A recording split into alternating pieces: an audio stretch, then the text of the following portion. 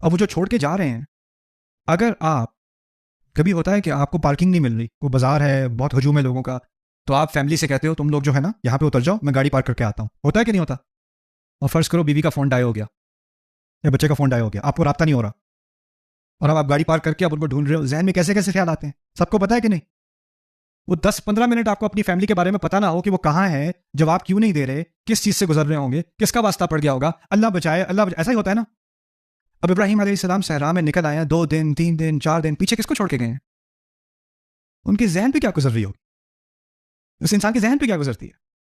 میں یہ سب باتیں آپ کے سامنے اس لیے رکھ رہا ہوں کہ جب اللہ تعالیٰ کہتے ہیں نا کہ اللہ تعالیٰ نے امتحان لیا اور کہا کہ کوئی مشکل نہیں ڈالی تمہارے دین میں، اس کے بعد مثال کس کی تھی، جس طرح کس کی نہیں ڈالی تھی؟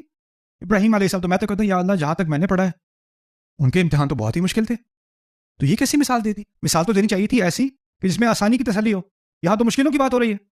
یعنی اور ایسی مشکلیں کہ کسی سے ایسے امتحان نہیں لیے جیسے ابراہیم علیہ السلام سے لیے. وَإِذِ ابْتَلَىٰ إِبْرَاهِيمَ رَبُّهُ بِكَلِمَاتٍ فَأَتَمَّهُنَّ، جیسے امتحان ان سے لیے کسی اور کے نہیں لیے. بات یہ سمجھائی جا رہی ہے کہ جو رب آگ کو ٹھنڈا کر سکتا ہے، جو صحرا میں سے پانی نکال سکتا ہے، جو رب ان مشکلوں کو آسان کر سکتا ہے، تم کیا شکایت کرو گے کہ کیا مشکل ہے تمہاری؟ ان کی مثال سے اب تمہیں سمجھ آ جائے کہ میرے دین میں کوئی مشکل نہیں ہے، کیونکہ میرا رب تو ابراہیم کے لیے آسانیاں کرتا ہے اور میں اسی مذہب کا پیروکار ہوں، میں اسی کو فالو کر رہا ہوں. ملت ابیکم ابراہیم ہوا سماکم المسلمین من قبل وفی ھذا.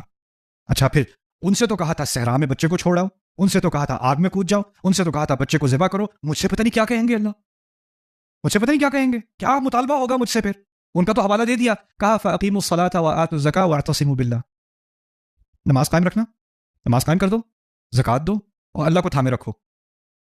ہوا مولاکم فنعم المولا ونعم، وہ تمہارا مولا ہے. آسانی کی ہے کہ مشکل کی ہے؟ اللہ. ان دو الفاظ میں استفاء اور اجتباء دونوں کا استعمال ہے، مختصر سا استعمال، لیکن انسان تھوڑا سا بھی کچھ آیات پر غور کر لینا، اس کی ساری دنیا بدل جاتی ہے، سارا اس کا نقطۂ نظر بدل جاتا ہے.